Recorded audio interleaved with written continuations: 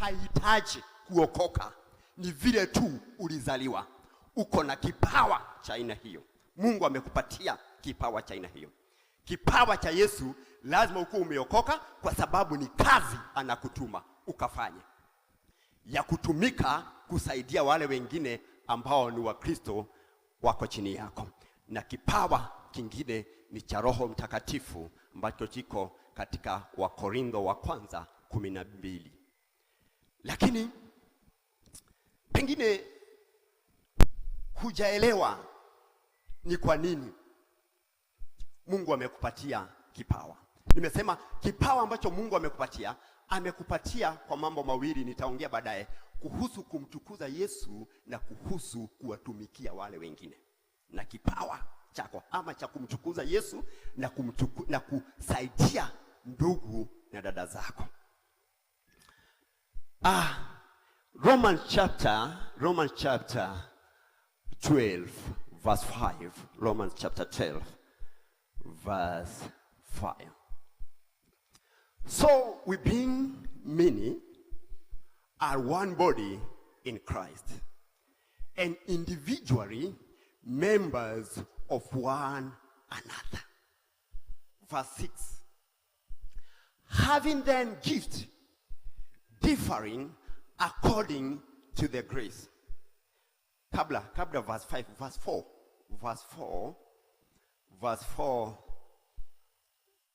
Alafu tremuke. For as we have many members in one body, but all the members do not have the same function. Bwana Yesu na atukuze. So we being many are one body in Christ, and individually.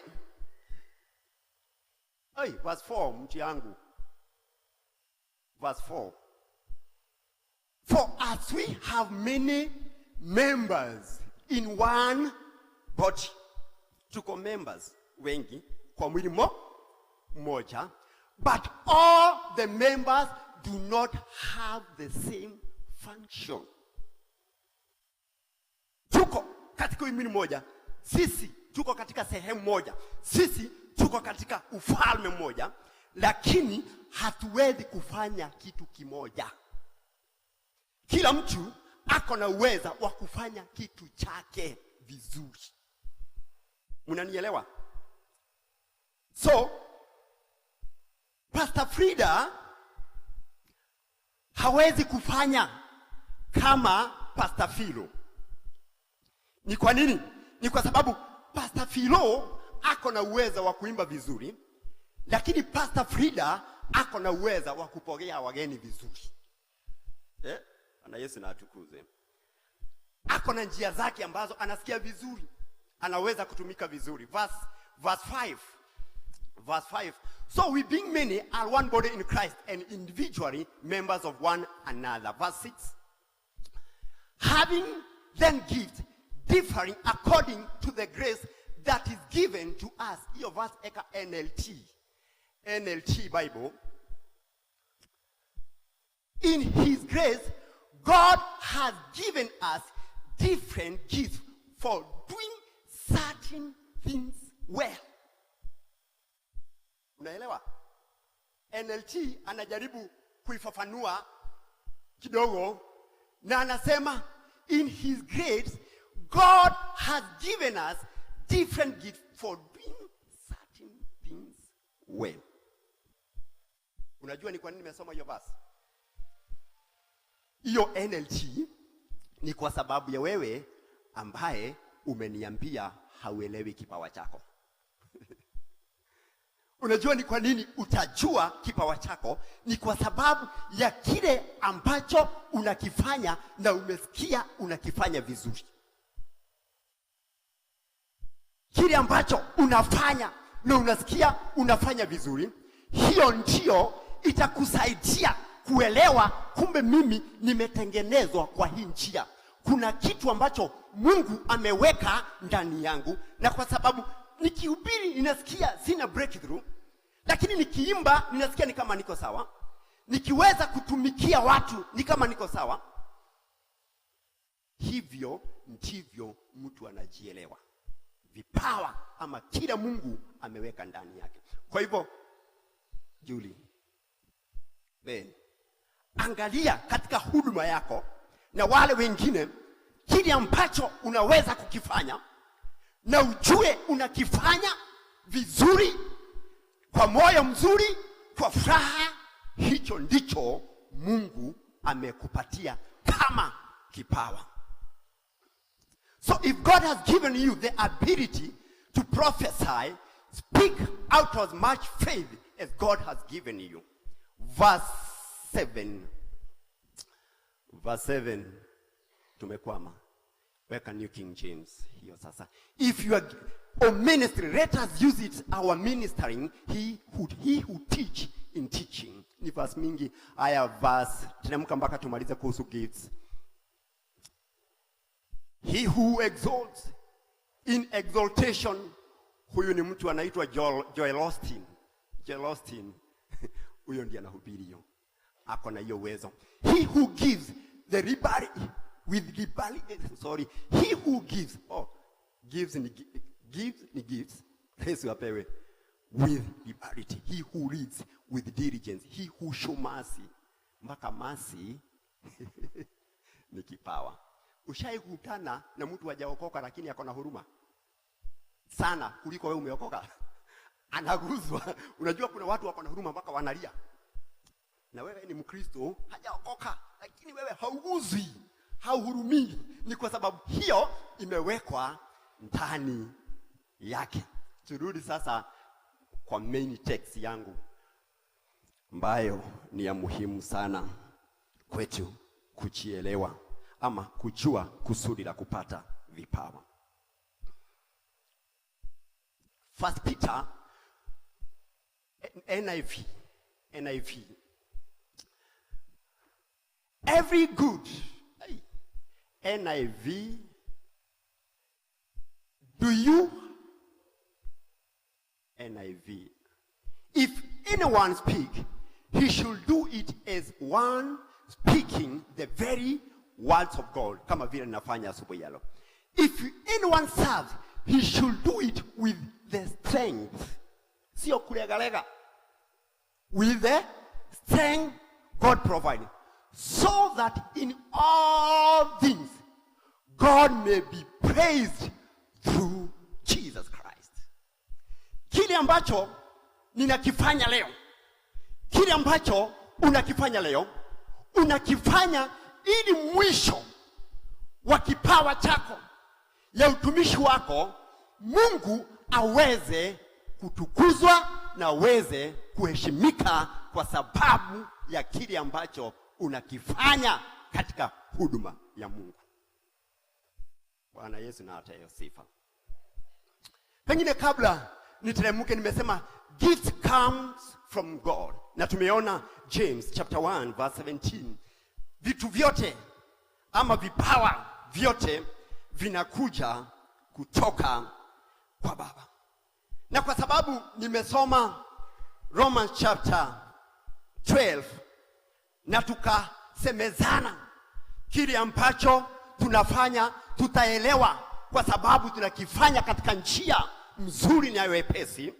So wakati unajua kile ambacho uko nacho, lazima ufanye kitu kinaitwa kudevelop.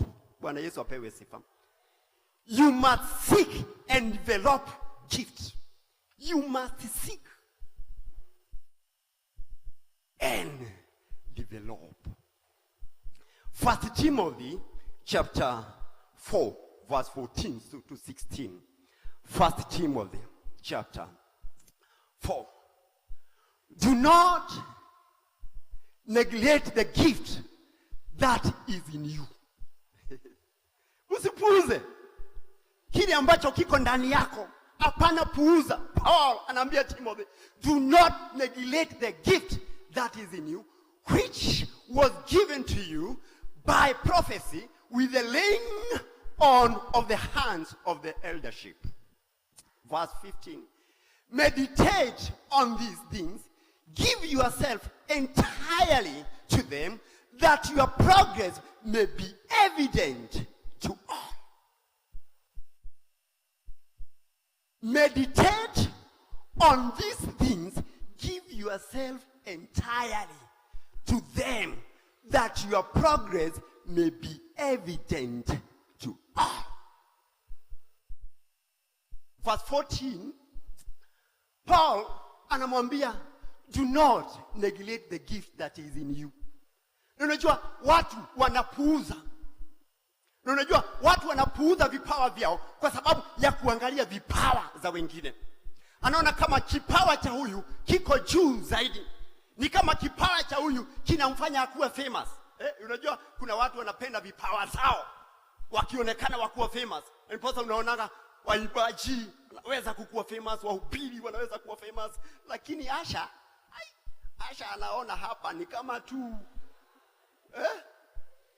ni kama hapa hata afadhali security, kwa sababu zingine security anaweza kupewa bunduki na atisha watu na macho ine zile kubwa kubwa, lakini Asha pengine anajiangalia na anasema hapa ni kama kipawa changu sio kizuri. Paul anaambia Timothy, do not neglect the gift that is in you, which was given to you by prophecy with the laying on the hands of the leadership. Verse 15, lazima uifanyishe, meditate on these things, give yourself entire to them. Jipatie vizuri, kujipatia vipawa zako, kipawa chako ukaweza kudevelop, kwa sababu jambo la kwanza tumeona umekijua. Kitu kingine ambao kujipeana kwa hicho kipawa, kujipatiana kwa huo utumishi, ndio itakufanya ukuwe na uwezo wa kukifanyisha kazi vizuri, na kinaweza kuwa na kitu kinaitwa progress. Na sio tu hivyo, itakuwa ni evident kwa watu wote ati ya kwamba uko na kipawa cha aina hii. Wakati una develop kipawa chako, wakati unajipeana vizuri, wakati unajijua na unajipatiana na unasema Mungu amenitengeneza katika barabara hii, katika njia hii, kwa hivyo sitaenda hii, nitafuata kile ambacho Mungu ameweka ndani yangu. Lakini Wakristo wengi tunakosa kujielewa, na niposa mwishoe tunakuwa watu ambao hawawezi kuleta uguzo katika society ama katika ufalme. Ni kwa sababu tumekosa kujielewa na tukakosa kufahamu kile ambacho Mungu ameweka ndani yetu, na sio tu hivyo, tukakosa kukifanyisha kazi. Lazima ufanyishe kazi kile ambacho kimewekwa ndani yako, ili kionekane kiko sawa na kinafanya kazi katika maisha yako. Every gift that left unopened or discarded is useless. Bwana Yesu apewe sifa. Kama hautaweza kufungua kipawa chako, every gift that is left unopened or disregarded is useless. Kile ambacho hutaweza kufanya, kitu kinaitwa pay attention, ama utaignore kile ambacho Mungu amekupatia, hiyo ni useless. Na niposa Paul anamwambia, do not neglect the gift that is in you. Kile ambacho hutaweza kufungua, every gift that is left unopened.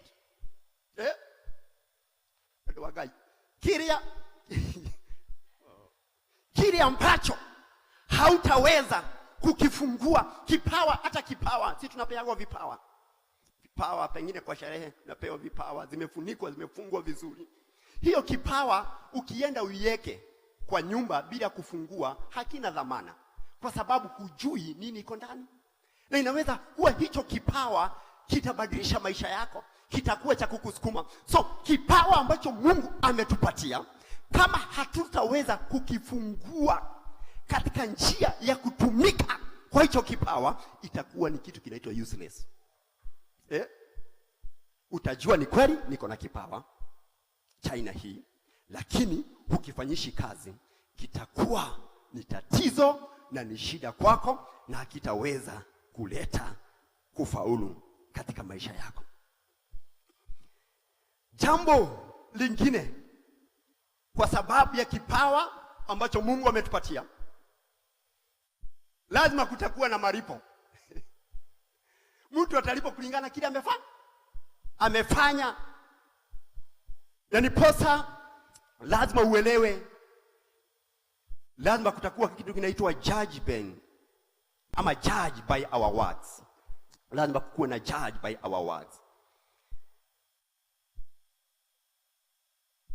Revelation, Bible inasema, tazama ninakuja na sitakawia, na nitakuja nilipe mtu kulingana na kazi yake. Revelation chapter 22 verse 12 inasema, tazama ninakuja, sikawii, ninakuja kulipa mtu kulingana na matendo ama na kazi yake. Verse 12. Verse 12. And behold, I am coming quickly, and my reward is with me, to give to everyone according to his work. Iko na malipo wapendwa. Iko na malipo. Vipawa, kazi ambayo umepatiwa, iko na vipawa ama iko na malipo ambayo Matthew chapter 16 verse 27, Yesu anasema naye atakawa akirejea. Verse 27, for the Son of Man will come in the glory of his Father with his angel, and then he will reward each according to his work. Each according to his work. Kwa hivyo fanya bidii kwa sababu kuko na reward. Mtu atalipwa na kile ambacho amekifanya. Hutalipwa kwa sababu hutalipwa kitu ambacho hukufanya, lakini malipo yatakuja kwa sababu ya kile ambacho umekifanya. Na wapendwa, sijui kama tunajua ni ya muhimu. Petero ametuambia vipawa ambazo tuko nazo tumezipokea ili tuweze kujifanyisha kazi, naye Mungu atukuzwe katika maisha yetu.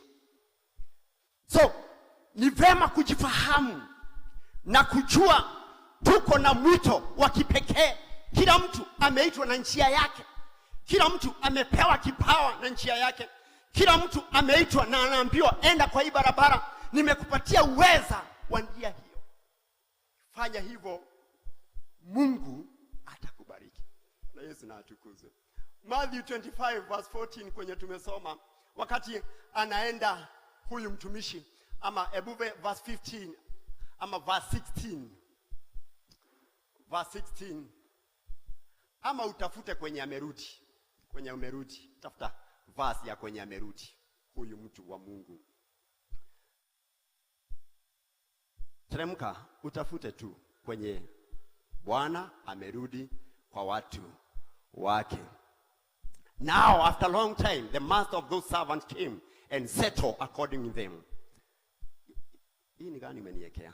And who had received 5 talents came forward, bring 5 talents more, saying, Master, you have delivered to me 5 talents, here I have. So he who had received 5 talents came and brought 5 other talents, saying, Lord, you delivered to me 5 talents. Look, I have gained 5 more talents besides them. Verse 20, his Lord said to him, well done, good and faithful servant. You are faithful over a few things. I will make you ruler over many things. Enter into the joy of your Lord. Bwana Yesu na atukuzwe. Verse 23.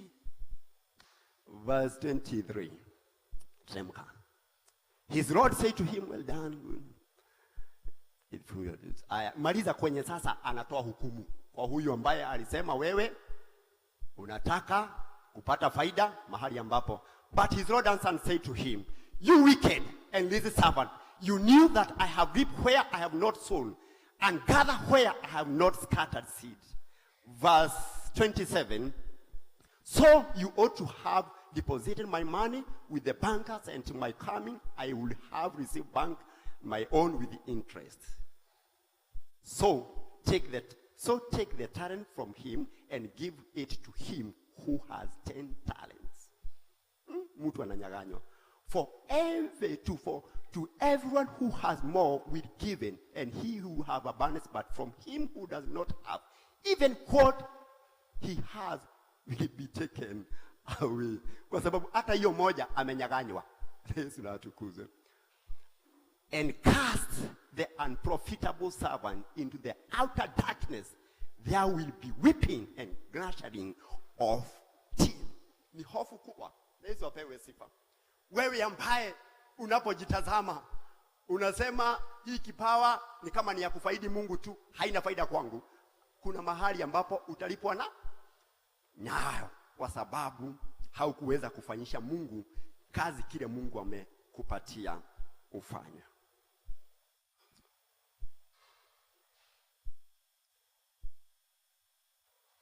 God give a specific spiritual gift as the primary avenue for him to use us in his church to bless others. Bwana Yesu na atukuzwe. God gives a specific spiritual gift as the primary avenue for him to use us in his church to bless others. Vipawa ambazo tunazipokea, Mungu anataka kuzitumia, na anataka kusema ni specific spiritual gifts ambazo anazitumia, azitumie kama njia na kututumia kubariki wale wengine, kubariki watu wa Mungu wale wengine. 1 Corinthians chapter 12 verse 7. 1 Corinthians chapter 12 verse 7, Bible inasema, but the manifestation of the Spirit is given to each one for the profit of all. For the profit of all.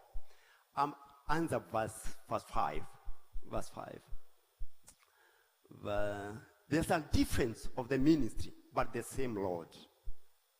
And there are diversities of activities, but it's the same God who works all in all.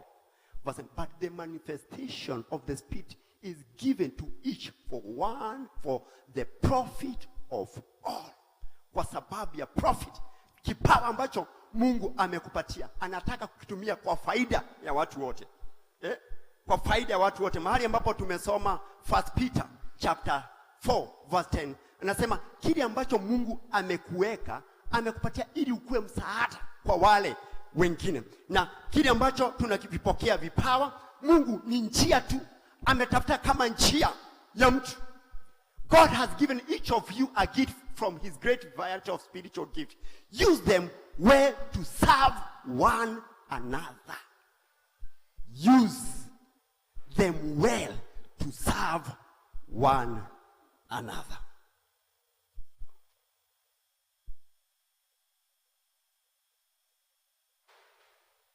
Every Christian should watch the opportunities to minister to others. Bwana Yesu na atukuzwe. Every Christian should watch the opportunities to minister to others. Lazima utafute njia ambayo unaweza kuwatumikia wengine, kwa sababu kipawa ambacho Mungu amekupatia, wakati unapotumikia watu wale wengine, unamtumikia Mungu. God give them to us so we can build up others. Kuna vipawa ambazo Mungu ameweka ndani yetu ili tuweze kuinua wale wengine. Ili tuweze kuinua. Unajua hata ninaangaliaga mtu ambaye ako na kipawa cha uimbaji, Mungu amempatia hicho kipawa ili aweze kuinua wale wengine ambao wako chini. Yesu apewe sifa. Katika njia Karo, Mungu amekusaidia kuinua watu ama ulikana yako? Umesaidia watu. Mungu amekupatia kipawa ili uweze kuinua na kujenga wale wengine, wajifahamu vizuri na wajue mwito wao, wajue vipawa zao, watumikie Mungu pamoja na wewe. So, wakati Mungu amekupokezea kipawa, leo ninahubiri kwa sababu kuna mtu alipokea kipawa cha Yesu, cha mchungaji, akanifunza, akanitengeneza.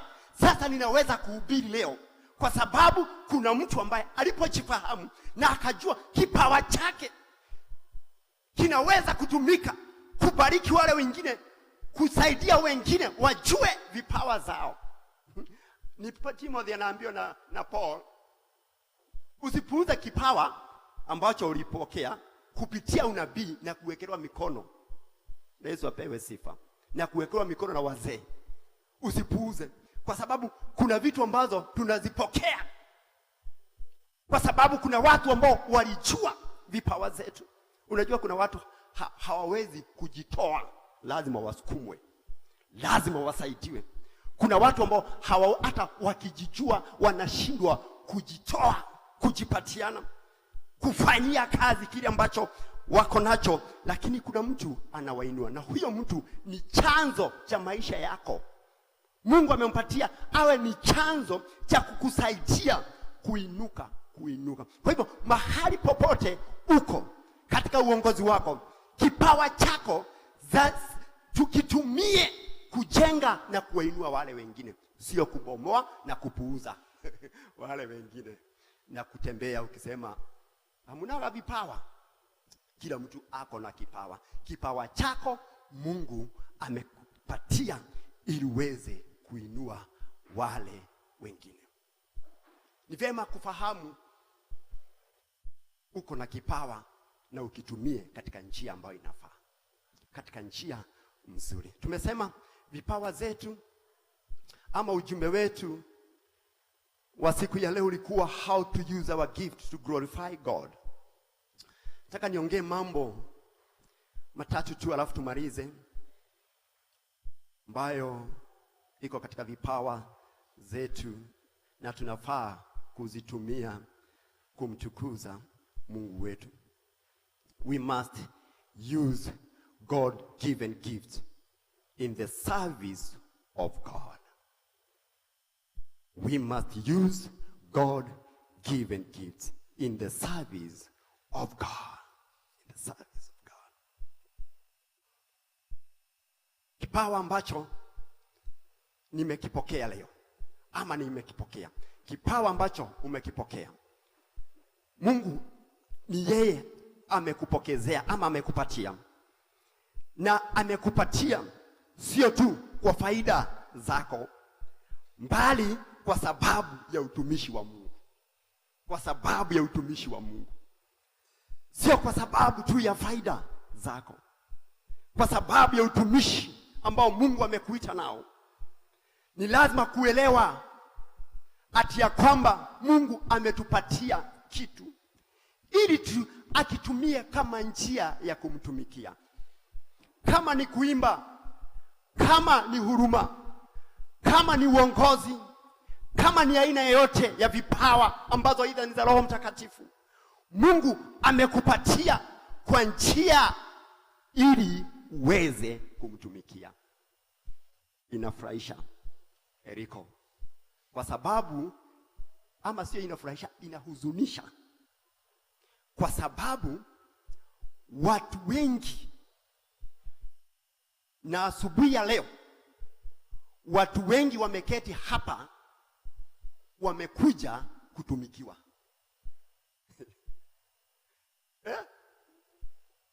Watu wengi ambao wameingia kanisa leo wamekuja kutumikiwa, na niposa wanaweza kuingia hapa waniangalie, wanaseme hata kama unahubiri itai hujaweka vizuri. Anaweza kuingia na aseme hii kiti hawakupanguza vizuri. Naweza kuingia na aseme hawa protocol si wangejipanga vizuri. Yani kwa sababu amekuja hapa kutumikiwa, sio kutumikia Mungu. Na kila mtu ameingia katika kanisa hii ako na kitu ambacho kimewekwa ndani yake. Ni kweli hatuwezi kuimba wote, ni kweli hatuwezi kuhubiri wote, lakini tuko na kitu ambacho ni tofauti na uimbaji, ambacho unaweza kukitumia kwa sababu ya utumishi wa Mungu. So usiingiage kanisa na kuangalia watu kama watumishi wako. Ingia kanisa na kujitazama kama mtumishi wa Mungu kupitia kile Mungu ameweka ndani yako. Na hasa wale watu wanakuja kanisa late. Sasa kitu kama hii wangekuwa nikihubiri, wajue Mungu ako na kitu ameweka ndani yako kwa sababu ya utumishi wake, kwa sababu ya utukufu wa jina lake, sio kwa sababu ya faida zetu tu, kwa sababu ya utumishi wa Mungu. Kwa hivyo ukiingia kanisa, jua niko na kitu tofauti na Pastor Jose, naweza kukitumia vizuri. Bwana Yesu na atukuzwe. Niko kitu tofauti, naweza kukitumia vizuri kwa sababu ya utumishi wa Mungu. Na ukijua hivyo, utaweza kubarikiwa na utaweza kufanya ufalme wa mbingu ukaweza kupanuka. God's gift is God-given ability to serve him well. Gifts is God-given ability to serve him well. Romans chapter 12 verse 5, tumesoma verse 6. NLT tumesoma na ikasema, in his grace God has given us different gifts for doing certain things well. Bwana Yesu na atukuzwe. Mungu ametupatia vipawa ili tuweze kufanya vitu vizuri. Na niposa ni vema ujue kipawa chako vizuri, ili hicho kipawa kifanyike vizuri na ustadi. Yesu atukuzwe.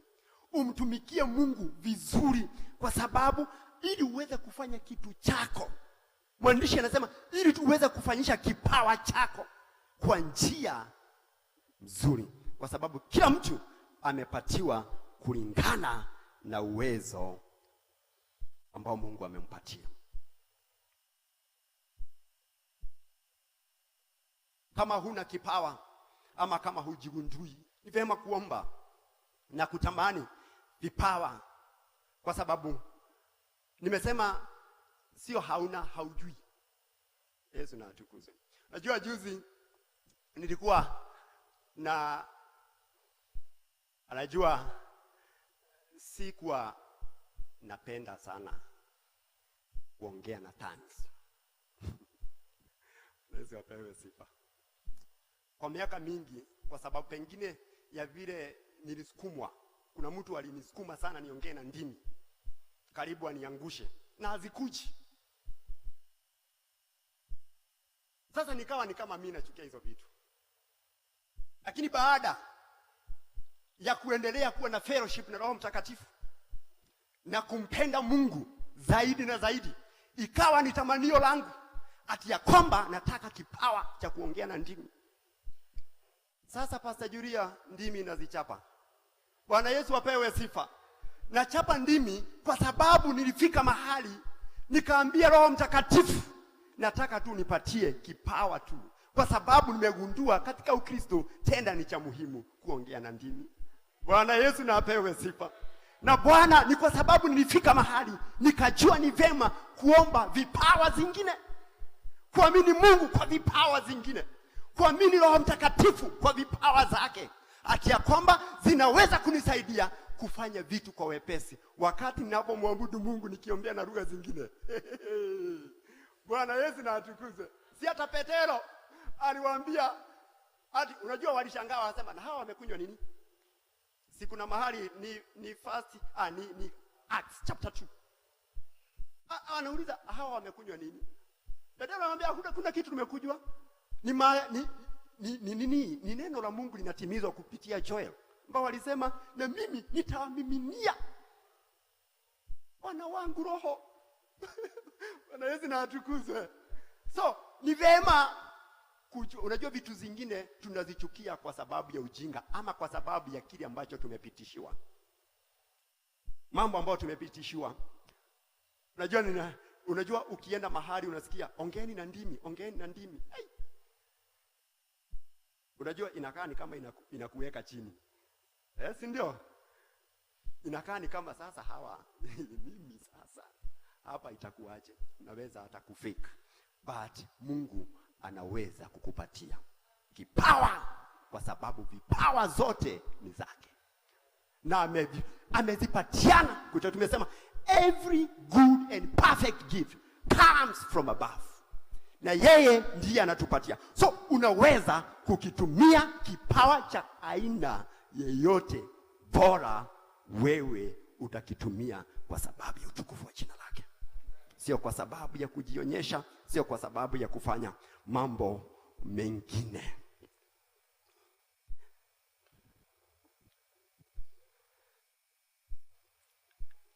Tunapomaliza ya mwisho, to benefit other people and to build up his kingdom here on earth. Faida nyingine ambayo Mungu ilimbidi atupatie vipawa za Roho Mtakatifu ama